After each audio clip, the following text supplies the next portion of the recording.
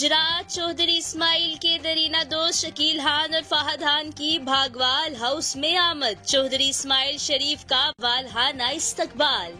तफसीलात के मुताबिक चौधरी इस्माइल के दरीना दोस्त शकील खान और फहद खान की भागवाल हाउस में आमद पर चौधरी इस्माइल शरीफ ने इनका गर्मजोशी के साथ इस्तकबाल किया। इस मौका पर शकील खान ने गुफ्तगू करते हुए चौधरी इस्माइल शरीफ को मुबारकबाद पेश की और कहा कि माशाल्लाह जिस कदर सोशल मीडिया पर आपका सुना था, इससे भरकर आपके इलाके में वर्क जारी है। रेस्क्यू 11-22 जैसे मिसाली मंसूबे की मिसाल कहीं नहीं मिलती।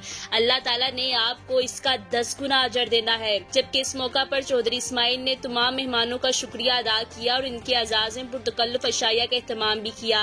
शुरा में शकील खान, फहद खान, शमसुल कमर, मलिक इनाम और दीगर शामिल थे।